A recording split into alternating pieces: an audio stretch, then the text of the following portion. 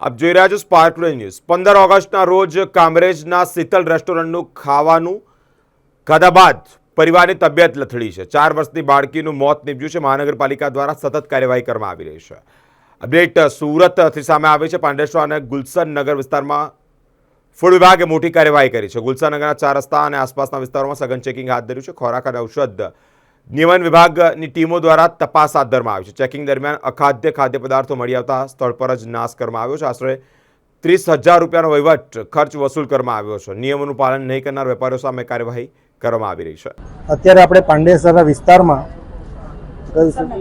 ગુલશન નગર 4 રસ્તા અને એની આજુબાજુ આપણે ઝુંબેશ હાથ ધરી છે અને મોટે ભાગે દરેક જગ્યાએ જે કંઈક ખામીઓ મળી છે તે ખામીઓ દૂર કરી અખાદ્ય પદાર્થોનો નાશ કરવામાં આવ્યો છે અને અંદાજિત 20,000 રૂપિયા જે વહીવટી ખર્ચ વસૂલ કરવામાં આવ્યો છે અને દરેકને જ્યાં સુધી નિયમોનું પાલન ન કરે ત્યાં સુધી એમને ધંધો બંધ રાખવાની સખત સૂચના અને નોટિસ આપવામાં આવી છે।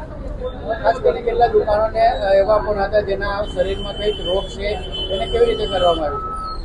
અત્યારે આપણને એક વ્યક્તિ એવો મળ્યો છે કે જેના સ્કિન ડિસીઝ હોય તેવું દેખાઈ રહ્યું છે અને તાત્કાલિક ધોરણે એને ડૉક્ટરને બતાવીને ટ્રીટમેન્ટ કરાવીને જ્યાં સુધી ડૉક્ટર એને સર્ટિફિકેટ નહીં આપે ફિટનેસનું ત્યાં સુધી આપણે એને આ બધી વસ્તુઓથી દૂર રહેવાનું અને એને ધંધો ચાલુ ન કરવાની સખત સૂચના અને નોટિસ આપી છે। વહીવટી ખર્ચ વસૂલ કરવામાં આવે છે। આ રેટ કેટલા દિવસ સુધી ચાલશે? આ રેટ જ્યાં સુધી આપણા વિસ્તારમાં બધા સુધરી ન જાય, જ્યારે પણ અમે અચાનક ચેકિંગ કરીએ અને બરાબર એનું વ્યવસ્થિત પ્રજાના આરોગ્યને હિતને ધ્યાનમાં લઈને જ્યાં સુધી એને વ્યવસ્થિત રીતે નિયમોને ફોલો ન કરે ત્યાં સુધી રેટ કાયમ માટે ચાલુ રહેશે।